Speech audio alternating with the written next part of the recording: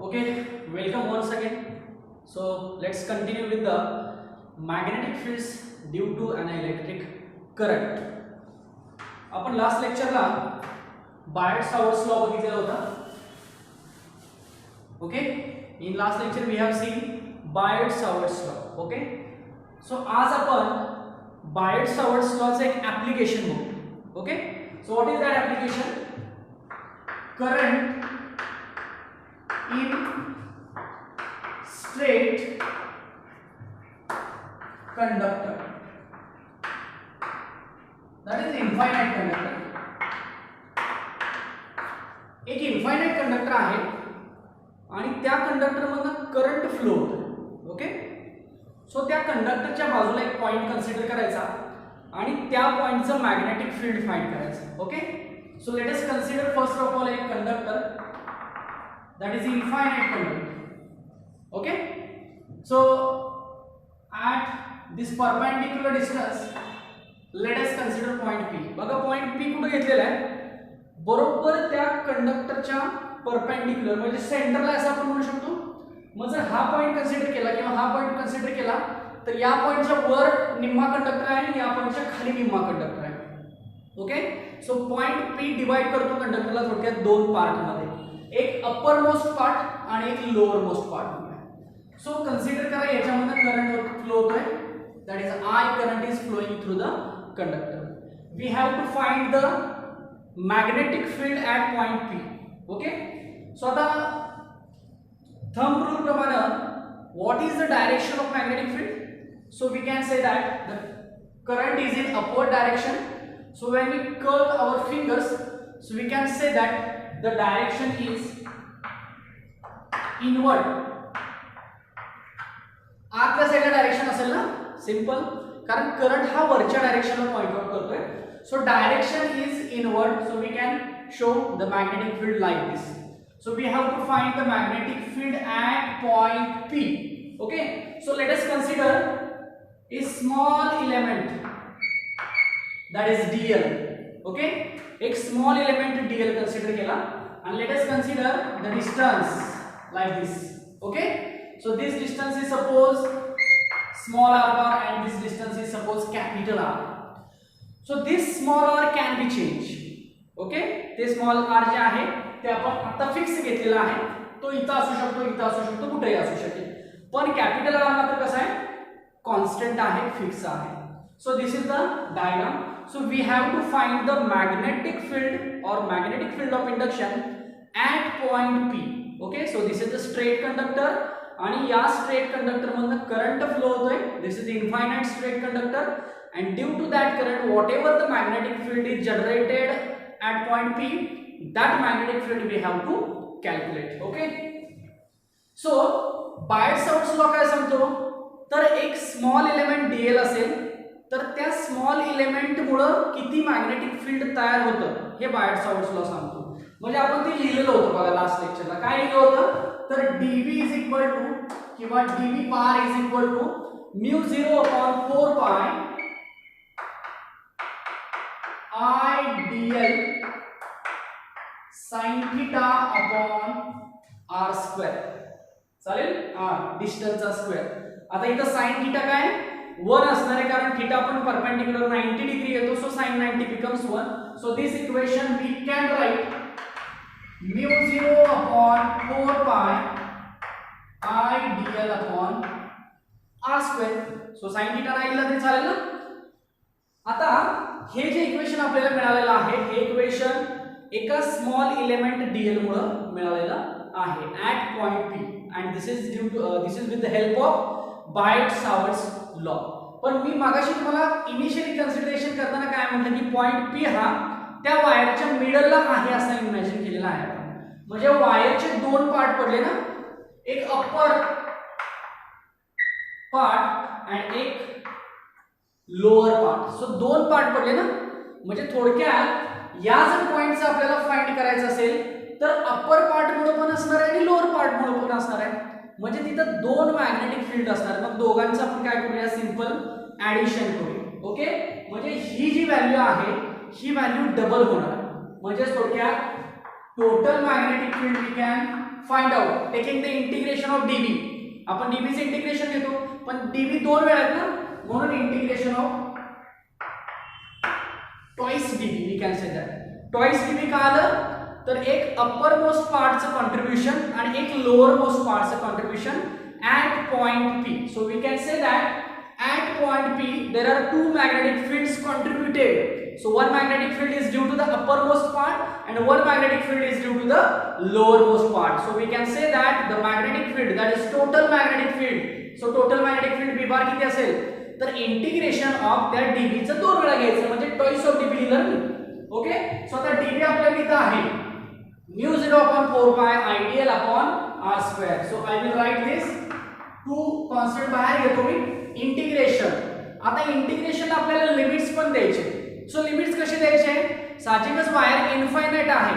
So सुरुवात 0 पासून करूया आणि शेवट इनफायनाइट पर्यंत जाऊया म्हणजे from 0 to infinity. This is the limit of integration. Just remember that. So 2 into integration of what is the value of dv bar?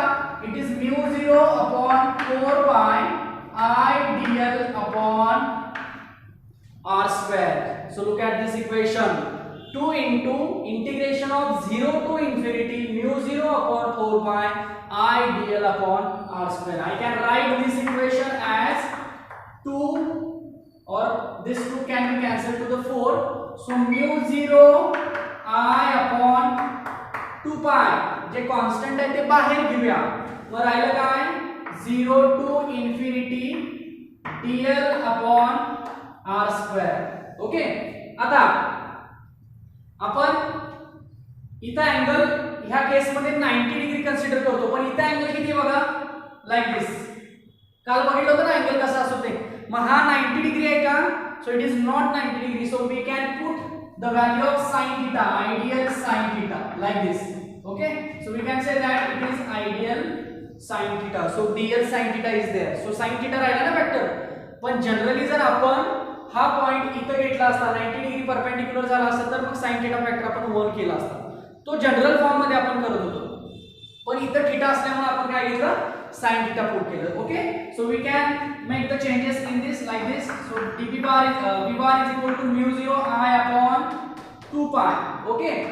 आता हेच इक्वेशन मी असं लिहितो 0 to infinity dl upon r square आणि sin theta बद्दल मी capital R upon small r लिहितो. काय लिहिलं मी sin theta बद्दल capital R upon small r लिहिलं. का लिहिलं बघा दॅट इज इम्पॉर्टंट. हा थीटा असेल तर हा किती असेल पाय मायनस थीटा असेल. बघा वरचा जर थीटा असेल तर तो हा इथला अँगल जो आहे तो किती असेल पाय मायनस थीटा असेल. आणि तुम्हाला एक फॉर्म्युला माहिती आहे बघा की sin थीटा आणि sin पाय मायनस थीटा सेम असतात. बघा सेम असतात म्हणजे आपण इक्वल फंक्शन ते लिहू शकतो. म्हणजे आपण sin ऑफ थीटा म्हणजे sin of pi minus theta लिहू शकतो. आणि as per the definition of sin we can write opposite upon hypotenuse.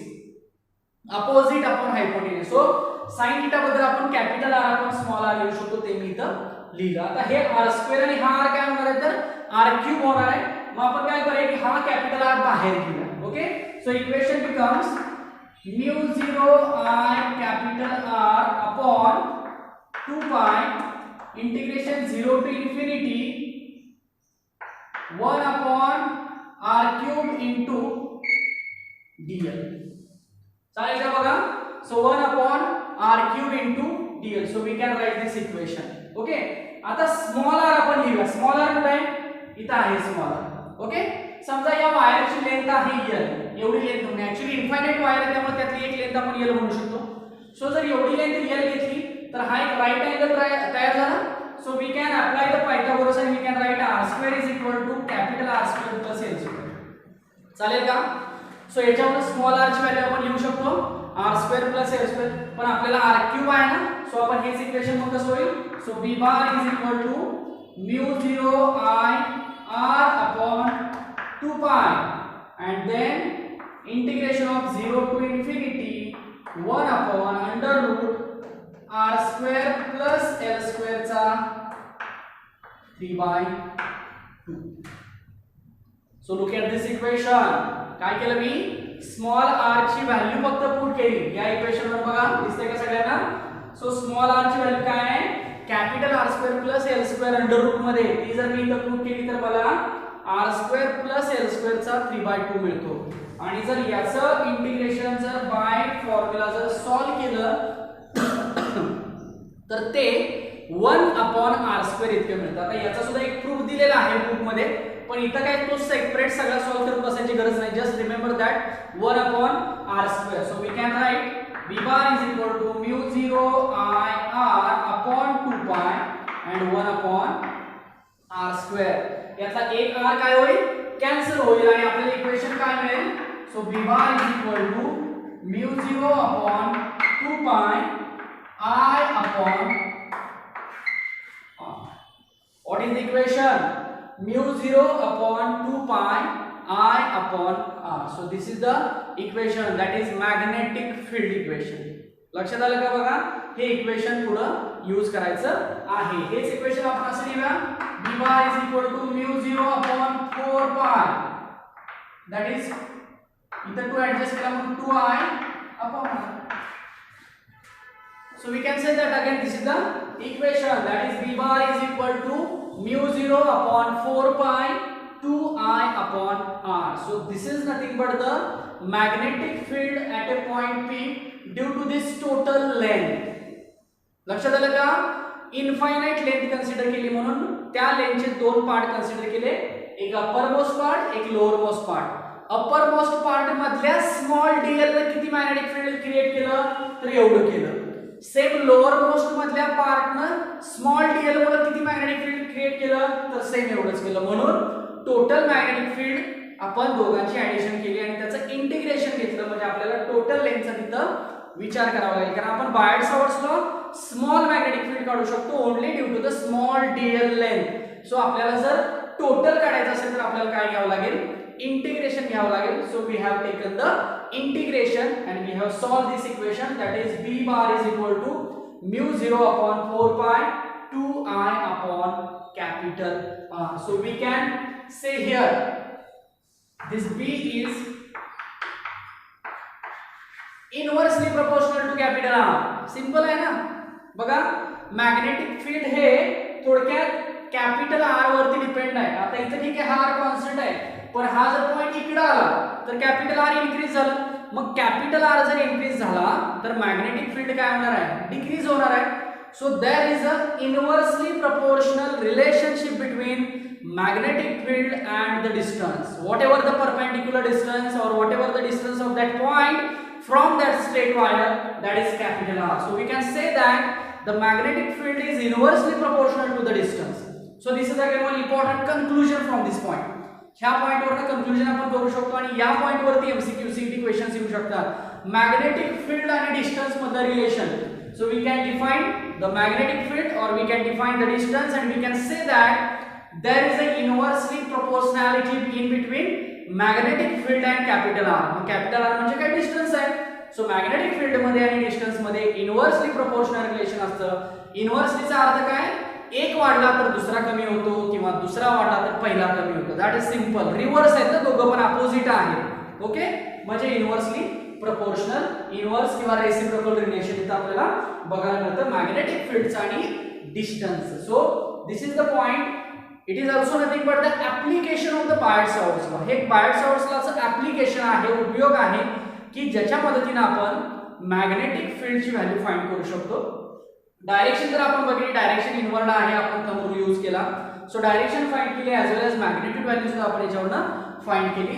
So this point is related to the application of the Biot-Savart's law, that is current in the straight conductor, that is infinite conductor. And the current I is flowing through the conductor, and if we consider the point P just or at particular distance capital R, so we can define the magnetic field at point P. So this is the formula, that is mu 0 upon 4 pi 2I upon R. लक्षात आलं का बघा.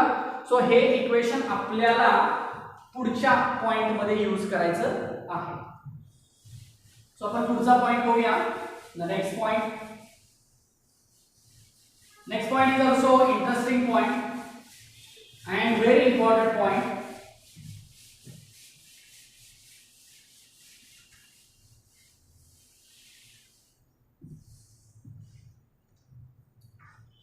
okay, so next point is about the force. Next point is about the force. I will write the heading, that is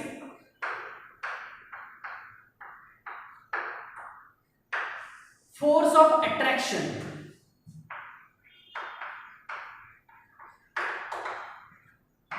between two parallel wires having current I किंवा I1 आणि I2 म्हणूया, पण त्या दोन्ही वायरमधून करंट जाणं अपेक्षित आहे. तर त्या दोन वायरमध्ये काय असतं, फोर्स ऑफ अट्रॅक्शन असते. तर याच्या आधी एक बेसिक आपण बघूया.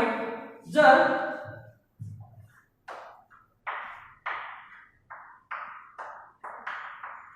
अशा दोन वायर्स आहेत, एका वायरमधून करंट पास होतोय I1 आणि दुसऱ्या वायरमधून करंट पास होतोय I2. कन्सिडर होत आहे दोघांमध्ये काहीतरी डिस्टन्स आहे स्मॉल डी.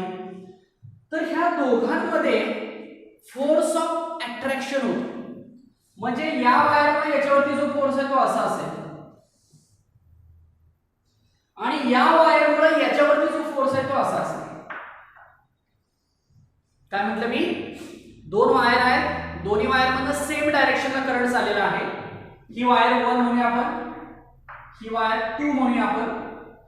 तर 1 मुळे 2 वरती काहीतरी फोर्स ऍक्ट होणार आहे ना, ओके, किंवा 2 मुळे काहीतरी 1 वरती फोर्स ऍक्ट होणार आहे. तर ह्या दोन्ही फोर्सेसची व्हॅल्यू सेम असते, फक्त डायरेक्शन अपोजिट असते. म्हणजे या वायरमुळे जो याच्यावरती फोर्स आहे त्यामुळे ही वायर इकडे अट्रॅक्ट होते, ऍज वेल ऍज या वायरमुळे याच्यावरती जो फोर्स आहे त्याच्यामुळे ही वायर इकडे अट्रॅक्ट होते. मग काय झालं, फोर्स ऑफ अट्रॅक्शन. लक्षात आलं. आणि हे जर असं असेल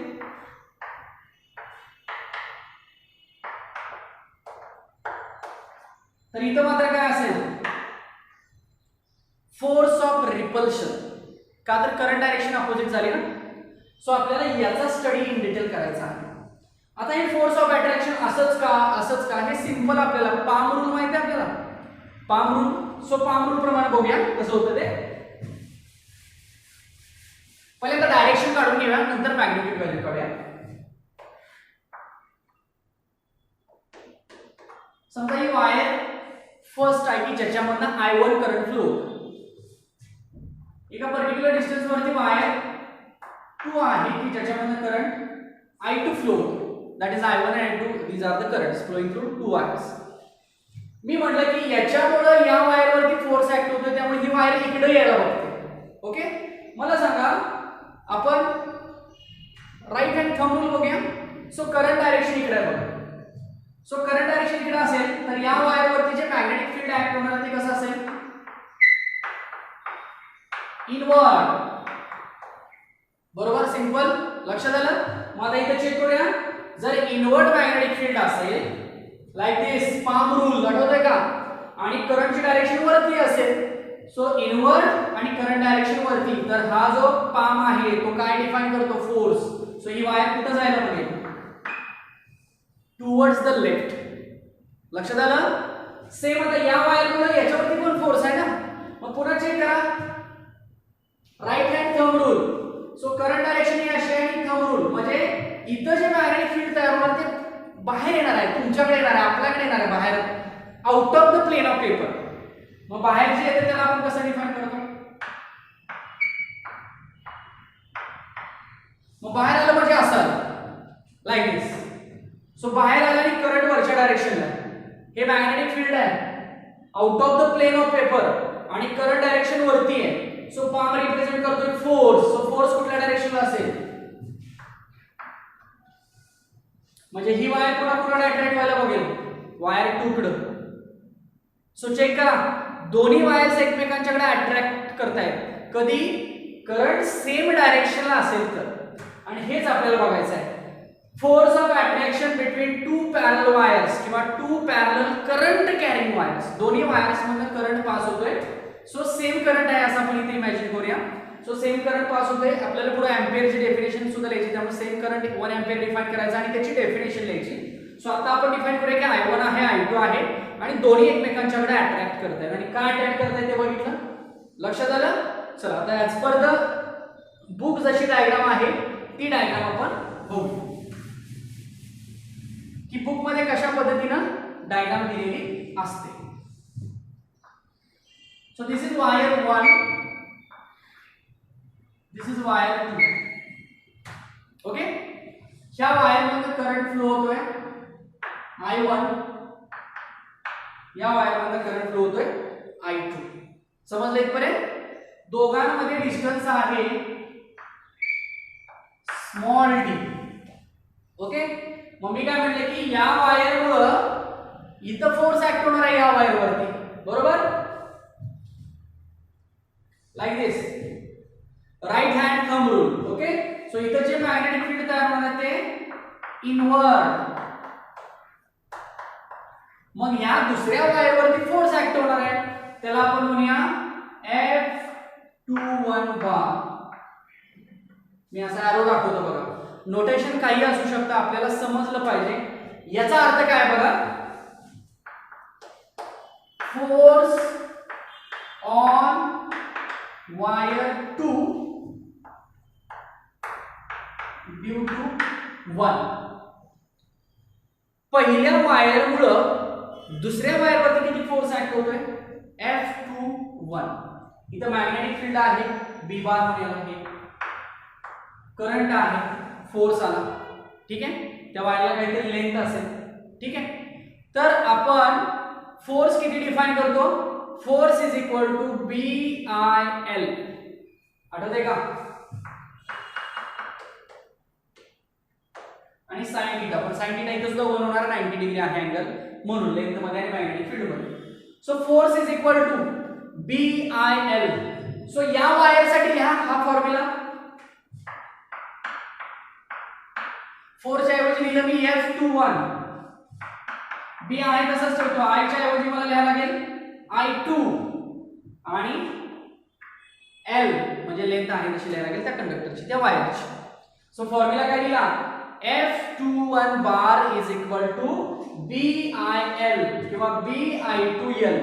आता BI2L त्यातला I2 म्हणजे काय, करंट आहे कुठल्या या वायर मधला, L म्हणजे काय, त्या वायरची लेंथ आहे, आणि B म्हणजे काय, तिथं तयार झालेलं मॅग्नेटिक फील्ड आहे. मग मला सांगा, ह्या वायर पासून ही वायर काहीतरी d डिस्टन्स वरती आहे, तर त्या d डिस्टन्स वरती तयार होणारं मॅग्नेटिक फील्ड किती असतं, मगाशी बघितलं आपण, μ0/4π 2I/r. आठवतोय मागाचा फॉर्म्युला, μ0/4π 2I/r. मगाशी जसं बघितलं होतं तसं. मग या फॉर्म्युल्यानुसार जर ह्या b ची व्हॅल्यू लिहायची असेल तर काय येणार आहे, μ0/4π 2I. I च्या ऐवजी काय येणार आहे, I1 येणार आहे, आणि अपॉन काय येणार आहे, d येणार आहे, कारण इथे डिस्टन्स काय घेतलं, d घेतलं ना. सो तो मगाचा जो p पॉइंट होता ना, जो कॅपिटल R वरती होता, तो पॉइंट p इथे आहे म्हणून तो किती डिस्टन्स वरती आहे, स्मॉल d वरती, म्हणून कॅपिटल R रिप्लेस कुणी झाला, small d. So this is the value of b. आता हा I2 इथे आहे तसंच ठेवूया, आणि ही लेंथ आहे तसंच ठेवूया. सो आपल्याला काय मिळतंय, F21 that is force on wire 2 due to the wire 1. So we can write F21 bar is equal to μ0/4π 2I1/d into I2 into small n. हाच फॉर्म्युला मी असा लिहू, F21/L, हा L मी इकडे घेतो, चालेल, is equal to μ0/2π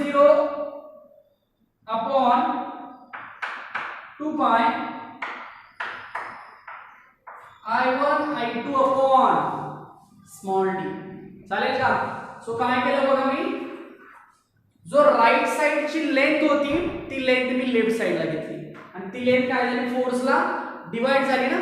सो मी म्हणू शकतो force per unit length. So this is nothing but force per unit length, that is force upon L force upon L किती मिळाला आपल्याला μ0 upon 2 pi I1 I2 upon.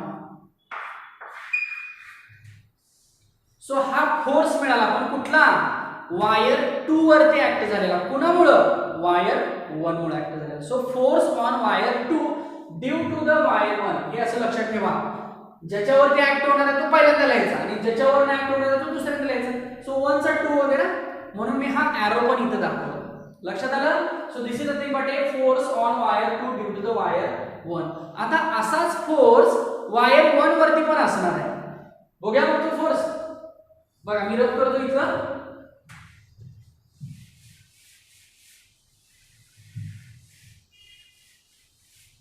असाच force me म्हटलं wire 1 वरती पण असणार आहे. म्हणजे force upon length is equal to μ0 upon 2 pi I1 I2 upon जर स्मॉल d असेल. Small d is what the distance between two wires. Okay.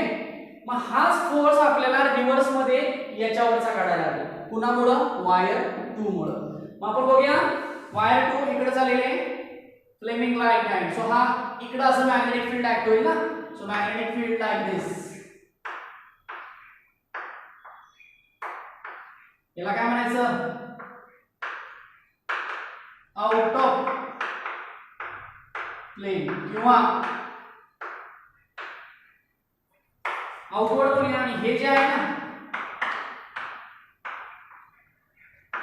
हे कसं आहे इनवर्ड आहे ना. सो आउटवर्ड मॅग्नेटिक फील्ड आता तिथं तयार झालं कुणामुळे या वायर 2 मुळे. मग लिहूया आपण F1 वरती कुणामुळे 2 मुळे. So it is nothing but force on wire 1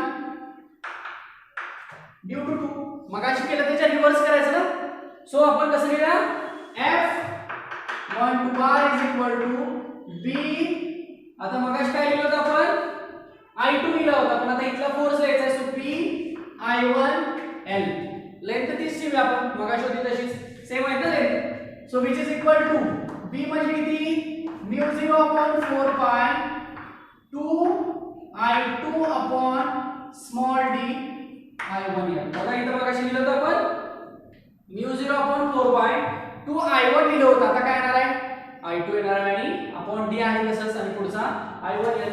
मग जर मी हे F1 to bar equal to μ0 upon 2 pi I1 I2 upon d into small l. पुन्हा तो कॅपिटल L. पुन्हा तो कॅपिटल L इकडे घ्या. So F1 to bar upon capital L equal to μ0 upon 2 pi I1 I2 upon. So look at this equation. हे equation बघा आणि हे इक्वेशन बघा. दोन्ही इक्वेशन कशी दिसतात आपल्याला सेम दिसतात. हेच इक्वेशन फोर्स अपॉन एल लिहिलं तरी चालेल. So this is the value of force upon length. लक्षात आलं का. बघा काय सांगितलं. So force upon length is equal to μ0 upon 2 pi into I1 I2 upon small d. So conclusion काय होईल बघा.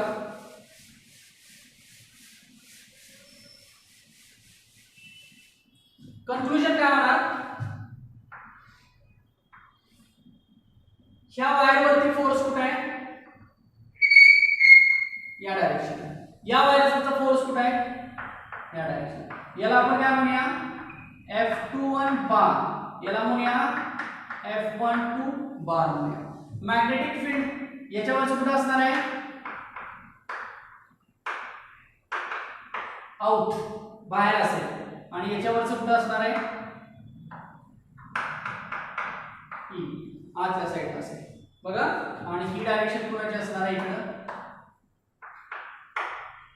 बघा पाम रूल याच्यासाठी पाम रूल ऍक्ट होतोय का बघा like this. This is the magnetic field. This is current. So force याच्यासाठी बघा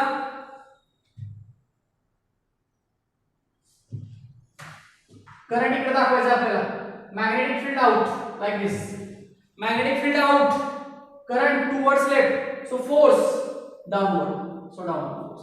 so this is the vector diagram. So force magnetic field आणि करंट सगळ्यांच्या डायरेक्शन्स आपण इथं दाखवल्या. सो वी कॅन डिफाइन दिस. आपण असे लिहू शकतो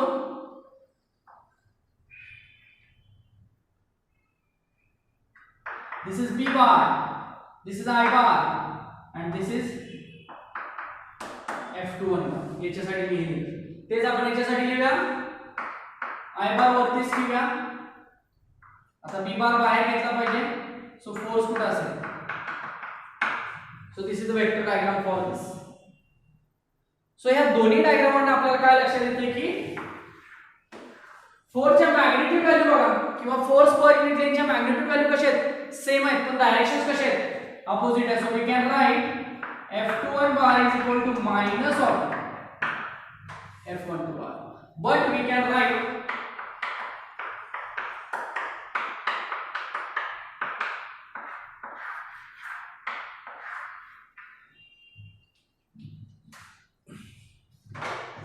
सो कंक्लुजन काय सांगतोय आपण, दोन्ही फोर्सेस अपोजिट आहेत एकमेकांना, पण दोघांच्या मॅग्निट्यूड व्हॅल्यू मात्र कशा दिसतात, सेम दिसतात. So this is the conclusion and this is the formula to find out the relation. That is तुम्हाला कधी कधी फोर्स पर युनिट लेंथ पण विचारतात, कधी कधी फक्त फोर्स पर विचारतात. So we can define the force per unit length. लक्षात येतंय बघा, हा फॉर्म्युला बघा किंवा हा फॉर्म्युला बघा, दोन्ही सेम आहेत ना. लक्षात येतंय, ह्या दोन फॉर्म्युल्यावरनं एम्पियरची डेफिनेशन सांगितली जाते.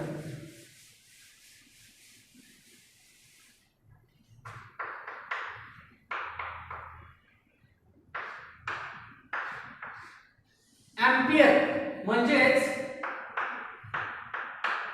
1 एम्पियरची डेफिनेशन सांगितली जाते. 1 ampere, what is mean by 1 ampere. तर आता बघूया, इथे करंट आहे 1 एम्पियर, I1 I2 आहे, त्यांना 1 एम्पियर कन्सिडर करायचं आणि जे काही डिस्टन्स आहे त्याला स्मॉल d कन्सिडर करायचं, सॉरी 1 मीटर कन्सिडर करायचं. So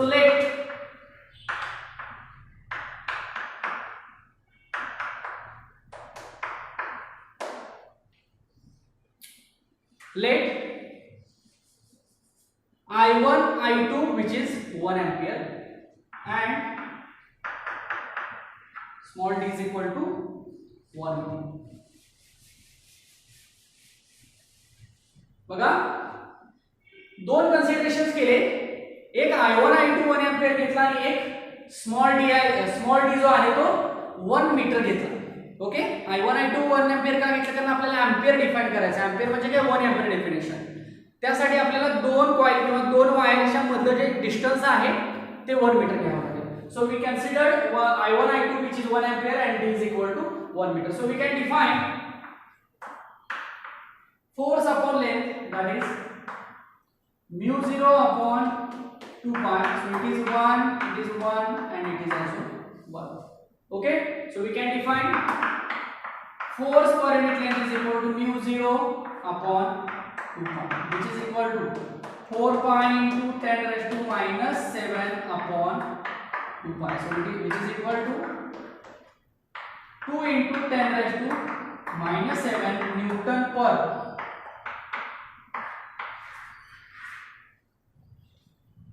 So this is the definition of the force per unit length for ampere condition, किंवा ह्याला एम्पियर डेफिनेशन म्हटलं जातं.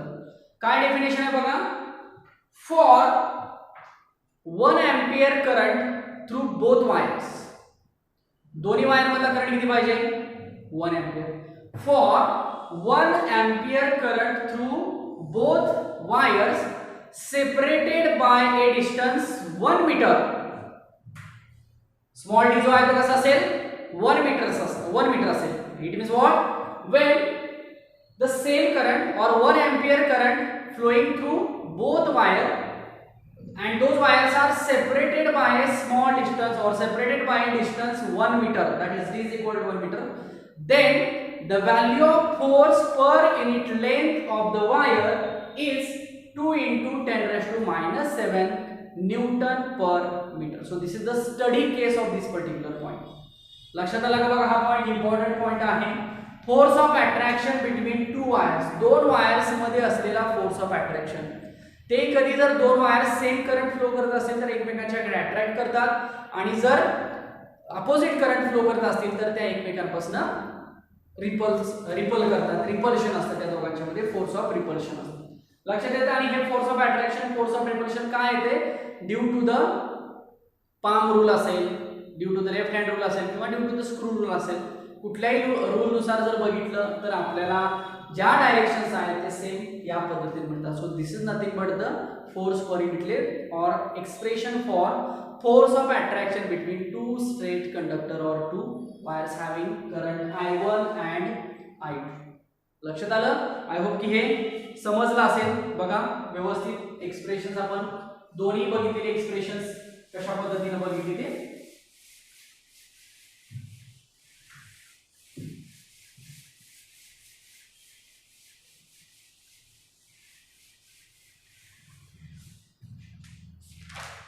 Okay, magnetic field produced by current. पुढचा पॉइंट बघूया. Magnetic field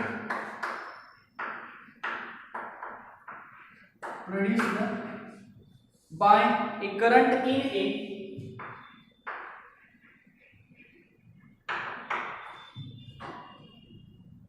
circular arc of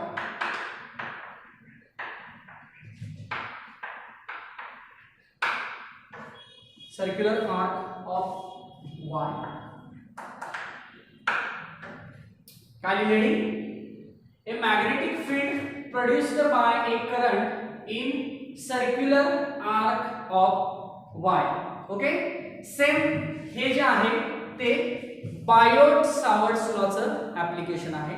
मगाशी जसं आपण स्ट्रेट कंडक्टर मध्ये करंट होता आणि त्याच्या बाजूला पॉइंट P होता तिथलं मॅग्नेटिक फील्ड बघितलं, सेम इथं ते मॅग्नेटिक फील्ड फाइंड करायचं. फक्त कंडिशन काय आहे? Circular arc of Y.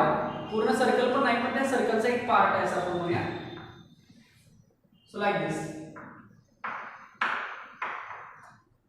So let us consider AB is the circular arc or circular part of the Y आणि याच्यामध्ये करंट फ्लो होतो. ओके, आणि एक इथं पॉइंट आहे जो की थीटा म्हणूया. थीटा इतक्या डिस्टन्स अँगलने आहे O पॉइंट. तर पॉइंट O चं मॅग्नेटिक फील्ड आपल्याला फाइंड करायचं आहे. लक्षात येते? आता सेम मगाशी जसं बघितलं तसं याच्यातली एक स्मॉल लेंथ dl कन्सिडर करूया आपण. ओके, आणि स्मॉल लेंथ जर dl कन्सिडर केली तर आपण बायोट सावर्ट्स लॉ यूज करू शकतो. बायोट सावर्ट्स लॉ काय सांगतो?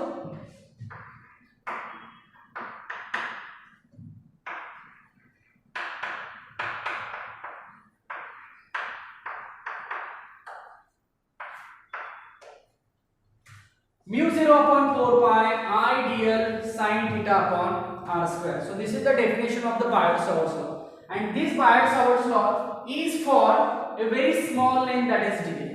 Okay, so आपण आता याच्यामध्ये बघा फरक काय फक्त आला की इथे अँगल आला. बाकी मगाशी जी डायरेक्शन होती मॅग्नेटिक फील्डची डायरेक्शन होती ते सगळं इथं सेम राहणार आहे. फक्त याच्यामध्ये आता चेंजेस काय करायचे? थीटा जो आहे तो लेंथ आणि मॅग्नेटिक फील्ड एकमेकांना परपेंडिक्युलर आहे. सो थीटाची व्हॅल्यू काय करायची तर पुन्हा 90 डिग्री घ्यायची. सो आपण फक्त घेऊया mu 0 upon 4 pi I dl upon r square. So this is nothing but the magnetic field due to the small element or small length d. Okay, आता याचा आपण काय करतो? Integration. therefore magnetic total magnetic field integration d bar 0 to theta म्हणे ना आपण. सुरुवात करूया 0 ला. 0 पासून किती अँगल वरती आर्क आहे? काहीतरी एका थीटा वरती आहे. सो आपण लिमिट काय घेऊया? 0 टू थीटा घेऊया. So which is equal to mu 0 upon 4 pi. हे I पण मी बाहेर घेतो. राहिलं काय? 0 to theta dl upon r square. चालेल? So mu 0 upon 4 pi I integration of 0 to theta dl upon r square. आता आपल्याला रोटेशनल डायनामिक्स मध्ये एक आपण फॉर्म्युला बघितला होता बघा. तो फॉर्म्युला आठवते का बघा की रोटेशनल डायनामिक्स मध्ये आपण काय बघितलं होतं? की dl च्या ऐवजी आपण r into d theta लिहितो. Okay, so d theta is equal to dl upon r म्हणू शकतो. Length upon radius. ओके, किंवा radius is equal to dl upon d theta. सो आपण ह्या dl च्या ऐवजी काय पुट करूया? r into d theta put करूया. सो which is equal to mu 0 upon 4 pi I 0 to theta r into d theta upon हे r square. एक r कॅन्सल होईल. So which is equal to μ0 upon 4 pi 0 to theta 1 upon r d theta. हा r आपण बाहेर घेऊया. So काय आहे equation d bar is equal to μ0 upon 4 pi small r integration 0 to theta into d theta. आता d थीटाचं integration काय असतं, फक्त थीटा असतं आणि त्याच्यामध्ये अप्पर लिमिट आणि लोअर लिमिट पुट करा. इंटिग्रेशनचा रूल माहिती आहे का बघा. सो तुम्हाला फक्त थीटा मिळेल. So b bar is equal to μ0 upon 4 pi theta upon, so this is sorry I so I theta upon small.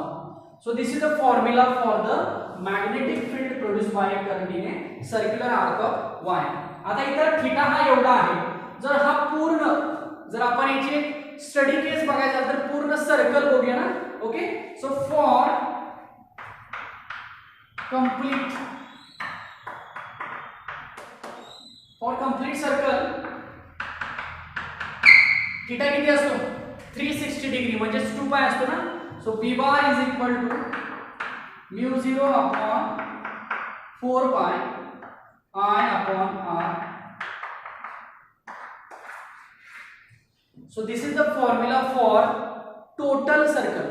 It means if you consider the total magnetic field, then we can define this formula, that is μ0 upon 4 pi I upon r into 2 pi. So ज्या काही study cases असतात किंवा ज्या कन्क्लुजनच्या states असतात, कन्क्लुजनच्या cases असतात, त्या सुद्धा important असतात. सो मगाशी सुद्धा फोर्स मध्ये आपण कन्क्लुजन बघितलं, इथं सुद्धा फोर्स मध्ये कन्क्लुजन. स्ट्रेट वायर मध्ये सुद्धा कन्क्लुजन होतं बघा. इन्फायनाइट वायर होती ना, त्याच्या निम्मी वायर जरी हाफ वायर सेमी वायर मध्ये जातं, त्याला सेमी पार्ट जरी घेतला तरी मॅग्नेटिक फील्ड आपण 2 न हाफ करायचं म्हणजे डिवाइडेड बाय 2 करायचं. तसं इथं थीटाच्या ऐवजी फक्त 2 पाय घेतला का, तर पूर्ण सर्कल साठी मात्र हे काय असणार आहे 2 पाय असणार आहे. So this is the expression for the magnetic field produced by a current in A circular arc of the wire. लक्षात आलं. मला वाटतं आपण 3 एक्सप्रेशन्स महत्त्वाचे आज बघितली. पहिलं जे बघितलं तर स्ट्रेट कंडक्टर साठी बघितलं, दुसरं जे बघितलं तर फोर्स ऑफ अट्रॅक्शन साठी बघितलं, आणि तिसरं जे बघितलं ते आपण सर्क्युलर आर्क साठी बघितलं. आय होप की हे तुम्हाला क्लिअर झालं असेल. आपण काही आता मल्टिपल चॉईस क्वेश्चन्स आहेत ते डिस्कस करूया.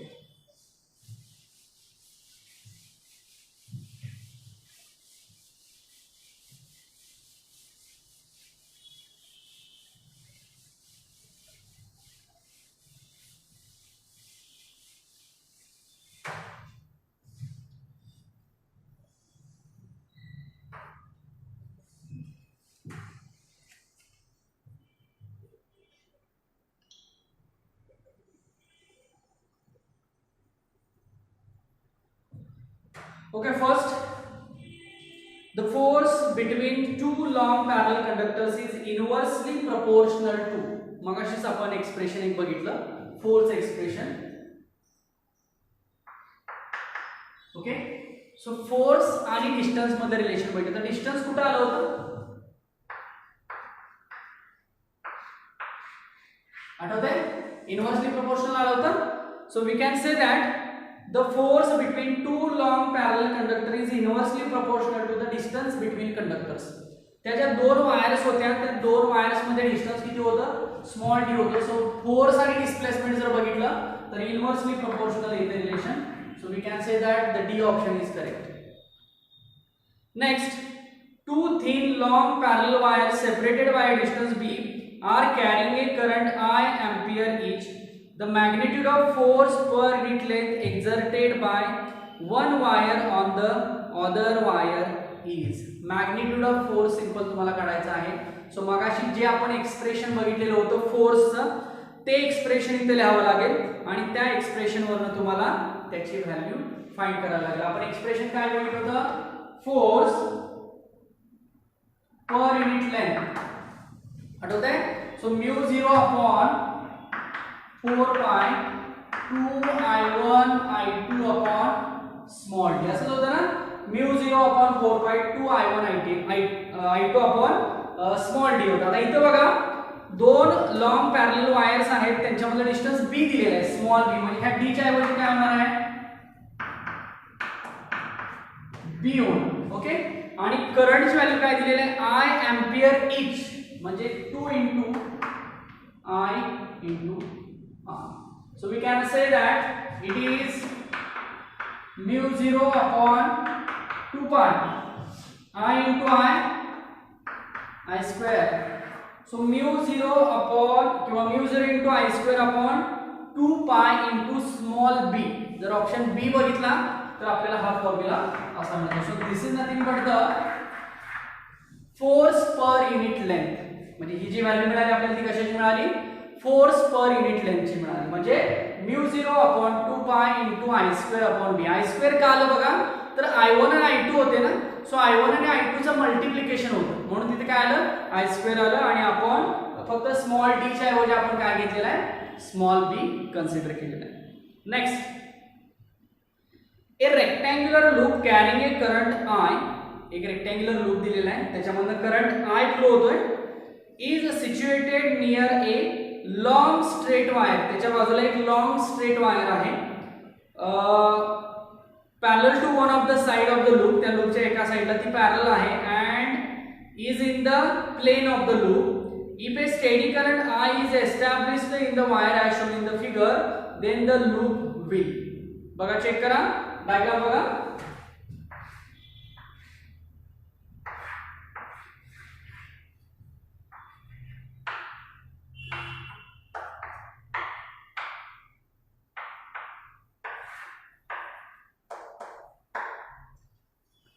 like this. सो ही केस कुठली झाली बघा चेक करा.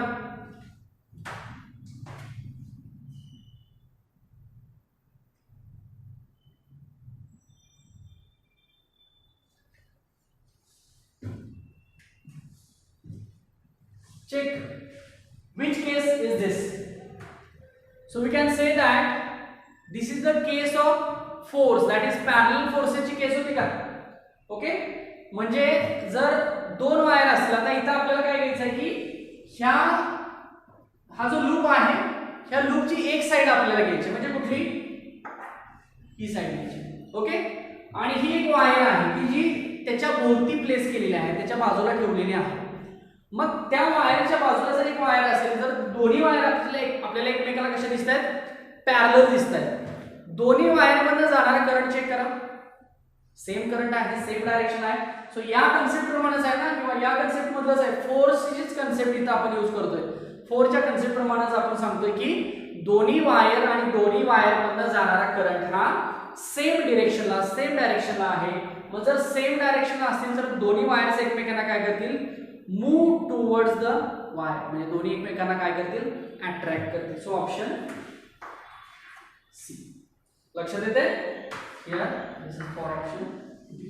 So these are the options of the question first second and third. लक्षात आलं.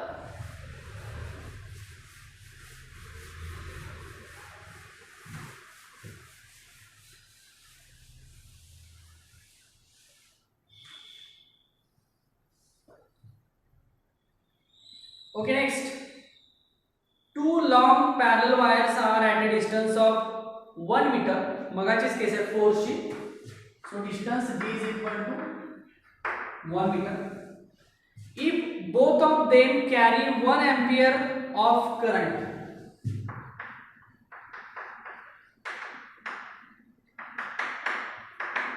म्हणजे दोघांच्या मध्ये जाणारा करंट किती आहे तर 1 एम्पियर आहे.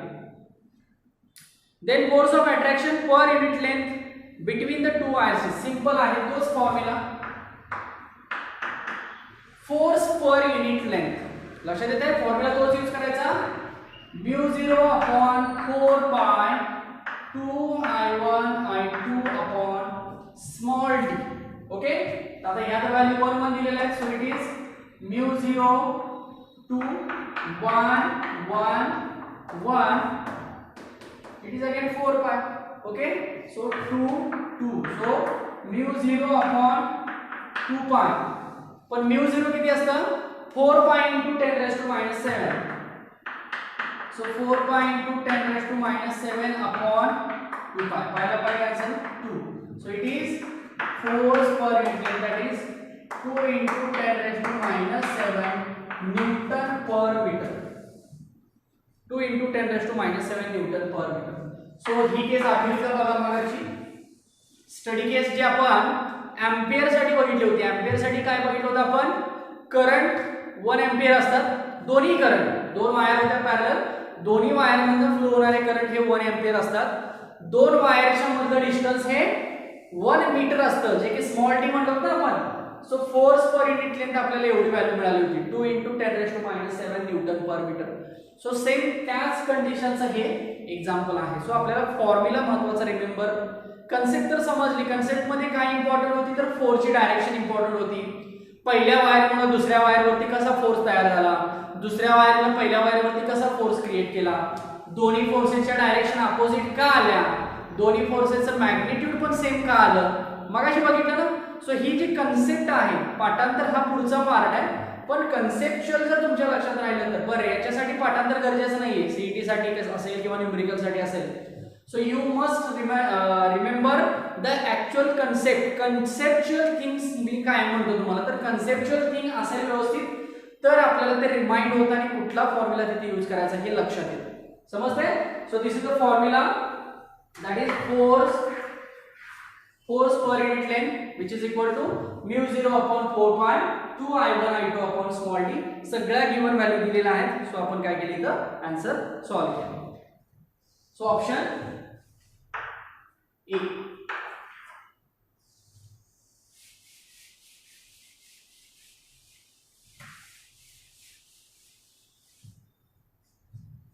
नेक्स्ट,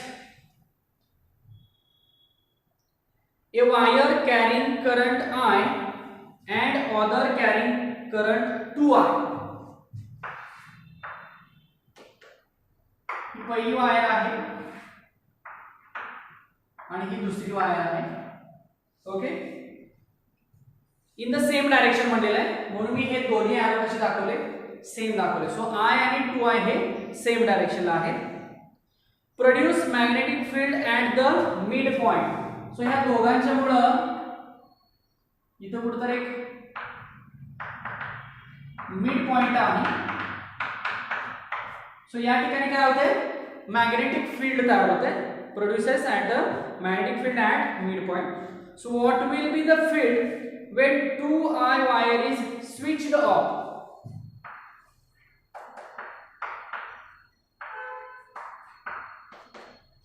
काय म्हणतात, what will be the field when 2I wire is switch off.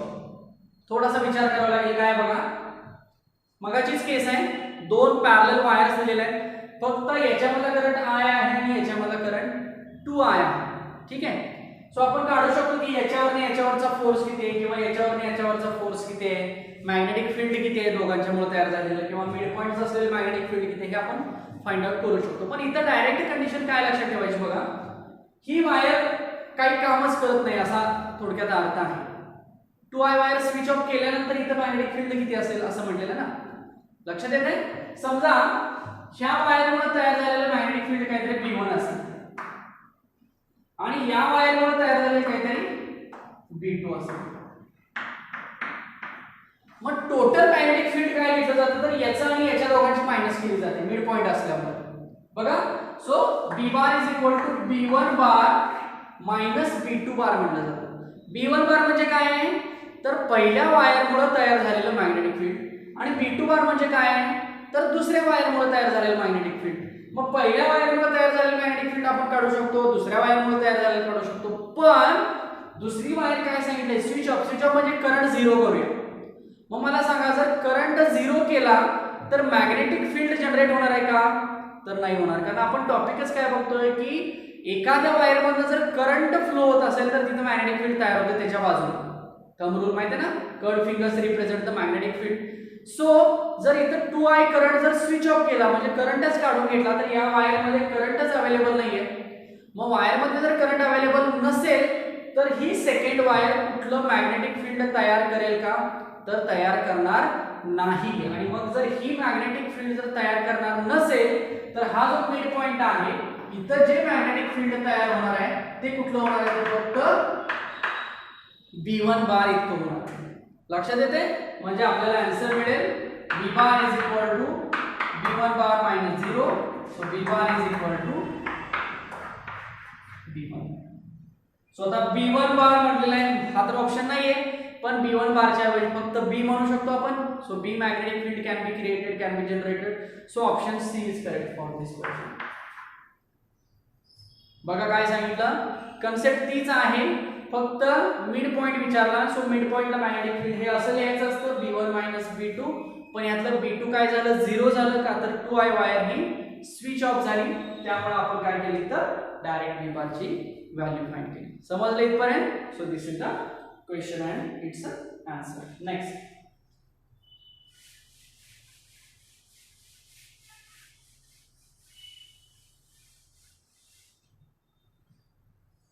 an arrangement of 3 parallel straight wires placed perpendicular to plane of paper carrying same current I along the same direction is shown in figure. Diagram दिलेली आहे already याच्यामध्ये. Magnitude of force per unit length on the middle wire B is given by. Magnitude of force काढायचा, force magnitude. आता मला सांगा, ही diagram बघा, इथं C आहे, इथं A आहे, इथं B आहे, इथं 90 डिग्री आहे. तर आपण इथे काय करू शकतो बघा, फॉर्म्युला तोच वापरायचा आपल्याला फोर्सचा. Force is equal to μ0/4π2I1I2/d. आठवतोय फॉर्म्युला, फोर्स एकमेकांवरती जो तयार होतो तो. आता A चा B वरती, सिमिलरली C चा B वरती, किंवा B चा A वरती आणि B चा C वरती आपण फोर्स काढू शकतो. डायरेक्शन्स डिस्टन्स दिलेले दोन्ही मध्ये.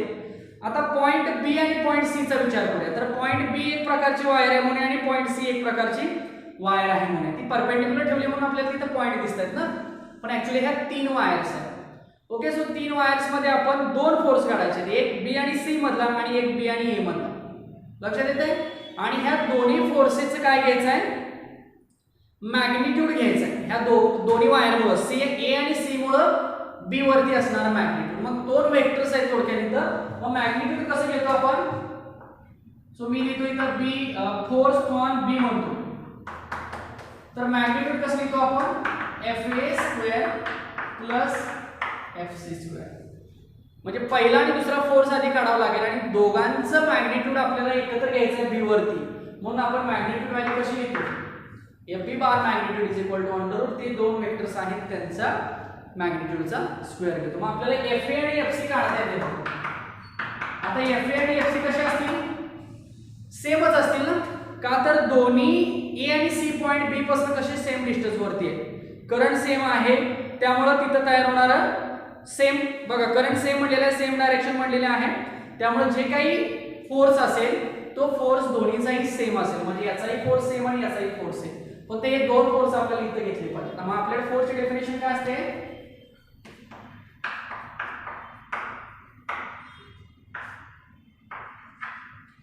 चालेल.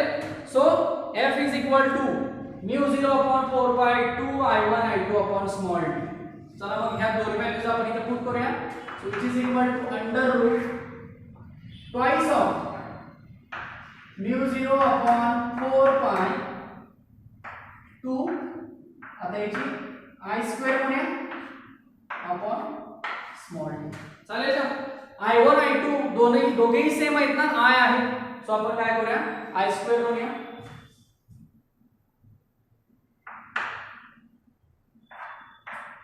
हे सगळंच कॅन्सल होईल. पण आता जर ऑप्शन्स मध्ये बघितलं तर 2 हा शिल्लक राहिलेला आहे, बरोबर. Weight,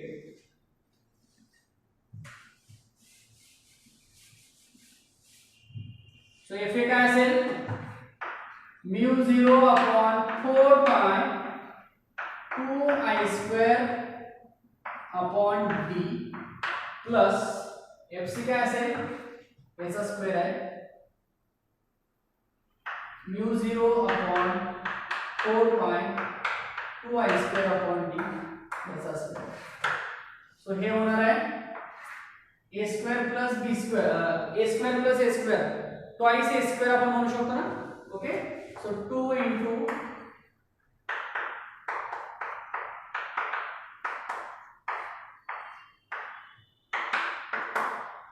so we can find बघा काय काय करू शकतो आपण म्यू 0 चा स्क्वेअर आहे I स्क्वेअर चा स्क्वेअर आहे पाई चा स्क्वेअर आहे d चा स्क्वेअर आहे ते आपण सगळं बाहेर घेऊ शकतो सो म्यू 0 I स्क्वेअर पाय d बाहेर घेऊ शकतो मग राहिलं काय ब्रॅकेट मध्ये बघा